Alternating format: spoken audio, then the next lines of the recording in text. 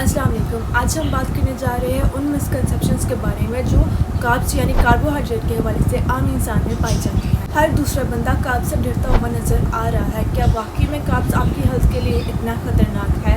इस वीडियो में हम टॉप 10 मिथ्स को साइंटिफिक इवेंट्स के साथ डिबंक करेंगे ताकि आप इन्फॉर्म डिस्कशन ले सकें और फैट डाइट्स का हिस्सा बनने से बच सकें। जो नंबर 1 मिथ हमारे पास आती है कि क्या कार्ब्स वाकई में वेट गेन करवाते हैं। ये सबसे ज़्यादा कॉमन और मिसलीडिंग मिथ है। लोग समझते हैं कि जितना ज़्यादा कार्ब्स खाएंगे उतना ही ज़्यादा फैट बढ़ेगा, लेकिन असल में वेट गेन तब होता है जब आप ज़्यादा कैलोरीज लेते हैं और कम फिजिकल एक्टिविटीज़ करते हैं। सब कार्ब्स एक जैसे नहीं होते। जो होल ग्रेन फ्रूट्स और वेजिटेबल होते हैं उनमें फाइबर भी मौजूद होता है जो आपको काफ़ी लंबे अरसे तक फुल रखने में मदद देते हैं। Harvard School of Public Health के मुताबिक जो रिफाइंड कार्ब्स होते हैं जैसे वाइट ब्रेड और शुगरी स्नैक्स से वेट गेन होने का रिस्क हो सकता है, जबकि fibre rich carbs weight management में मदद देते हैं। Myth number 2, low carb diet ही वेट लॉस के लिए बेस्ट है। क्या वाकई में ऐसा है? चलिए जानते हैं। बहुत से लोग कीटो या एटकिन डाइट्स को फॉलो करते हैं जहाँ पे कार्ब्स को बिल्कुल एलिमिनेट कर दिया जाता है। स्टार्टिंग में वेट लॉस तो होता है लेकिन वो वाटर लॉस होता है, ना कि फैट लॉस।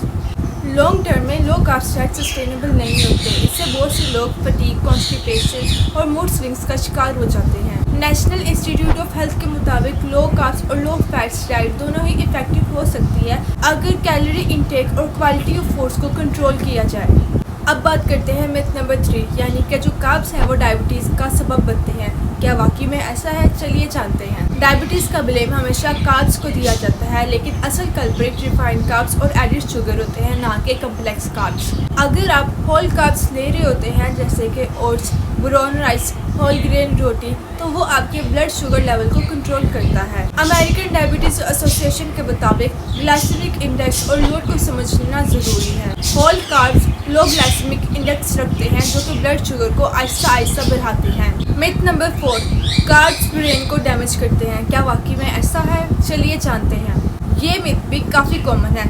लोग समझते हैं कि कार्ब्स लेने से ब्रेन फॉग या कंसंट्रेशन में प्रॉब्लम हो सकती है, जबकि असल में ग्लूकोज जो कार्ब्स का रिजल्ट होता है ब्रेन का वो प्राइमरी फ्यूल है। अगर कार्ब्स ना मिले तो ब्रेन अल्टरनेटिव ढूंढते हैं जैसे कि कीटोन्स, लेकिन उसमें एफिशिएंसी कम होती है।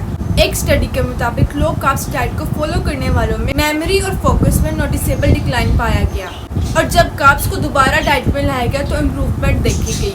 मिथ नंबर 5, सब कार्ब्स हार्मफुल होते हैं। क्या वाकई में ऐसा है? चलिए जानते हैं। हर कार्ब्स एक जैसा काम नहीं करते। प्रोसेस्ड कार्ब और शुगरी कार्ब्स हार्मफुल हो सकते हैं, लेकिन जो कॉम्प्लेक्स कार्ब्स है वो आपके डाइजेस्टिव सिस्टम के लिए बेनिफिशियल होते हैं। सिंपल कार्ब्स जल्दी डाइजेस्ट हो जाते हैं और एनर्जी क्रैश जाते हैं, जबकि कॉम्प्लेक्स कार्ब एनर्जी स्टेबल करते हैं। हार्वर्ड रिसर्च के मुताबिक फाइबर रिच कार्ब्स आपके कोलेस्ट्रॉल और गट हेल्थ को बेहतर करते हैं। मिथ नंबर 6, कार्ब्स सिर्फ एनर्जी के लिए है, न्यूट्रिशन के लिए नहीं। कार्ब्स सिर्फ फ्यूल का काम नहीं करते। होल कार्ब्स में एंटीऑक्सीडेंट, विटामिन्स और मिनरल्स भी मौजूद होते हैं जो इम्यून सिस्टम और मेटाबॉलिज्म में क्रूशियल रोल प्ले करते हैं। होल फूड जैसे कि फ्रूट्स और लेग्यूम्स एसेंशियल माइक्रोन्यूट्रिएंट्स प्रोवाइड करते हैं, तो प्रोसेस्ड सप्लीमेंट से ज़्यादा बेहतर अब्जॉर्ब होते हैं। मिथ नंबर 7, कार्ब्स खाना तो सिर्फ एथलीट्स के लिए है। क्या वाकई में ऐसा है? क्या कोई और कार्ब्स नहीं ले सकता? चलिए जानते हैं। ये भी एक बहुत बड़ी गलतफहमी है। हर शख्स जो एक्टिव है या नॉर्मल रूटीन में बिजी है उसके लिए कार्ब्स लेना उतना ही इम्पोर्टेंट है जितना किसी और इंसान के लिए।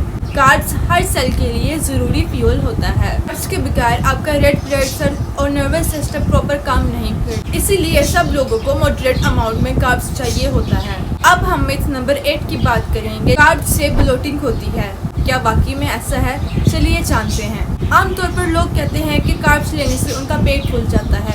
ये सिर्फ उन लोगों के साथ होता है जो हाईली प्रोसेस्ड कार्ब्स लेते हैं, जबकि फाइबर रिच कार्ब्स ब्लोटिंग को रिड्यूस करते हैं। डाइटरी फाइबर डाइजेशन को सपोर्ट करता है और रेगुलर बाउल मूवमेंट को मदद देता है। फर्मेंटेड कार्ब्स कुछ लोगों में सेंसिटिविटी ला सकते हैं। Myth number 9, carbs mood swing का सबब बनते हैं। क्या वाकई में ऐसा है?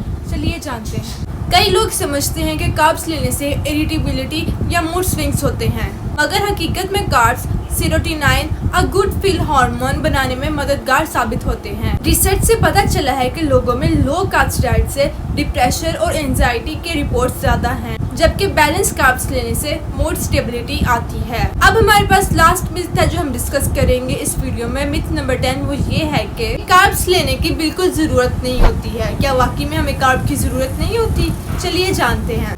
ये मिथ सबसे ज़्यादा डेंजरस है। अगर आप कार्ब्स को एलिमिनेट कर देते हैं तो आपको न्यूट्रिशन डेफिशिएंसी, कॉन्स्टिपेशन, फटीग जैसे मसलों का सामना करना पड़ सकता है। WHO और USDA के मुताबिक हर अडल्ट को कम से कम 45 to 65% कैलोरीज कार्ब से लेनी चाहिए ताकि उसकी बॉडी प्रॉपर फंक्शन कर सके। तो ये थी कुछ टॉप 10 कॉमन कार्ब्स भी जो कि मैंने आपको पूरी डिटेल के साथ साइंटिफिक इवेंट के साथ डिबंक करने की कोशिश की है। उम्मीद है आपको समझ आ गई होगी। कार्ब ना सिर्फ ज़रूरी है बल्कि अगर इसको हम सही सोर्सेज से लें तो ये हमारी ओवरऑल हेल्थ को इम्प्रूव करने में बहुत ही ज़्यादा मदद करेंगे। अगर आपको ये वीडियो इन्फॉर्मेटिव लगी है तो इसको लाइक और शेयर करना ना भूलिएगा और मुझे कमेंट सेक्शन में लास्ट में बताइएगा कि आप किस मिथ पे सबसे ज़्यादा कंफ्यूज थे। चैनल को सब्सक्राइब करना ना भूलिएगा ताकि मज़ीद इन्फॉर्मेटिव वीडियोस आप तक पहुंचती रहे। मिलते हैं अगली वीडियो में, तब तक के लिए अल्लाह हाफिज़।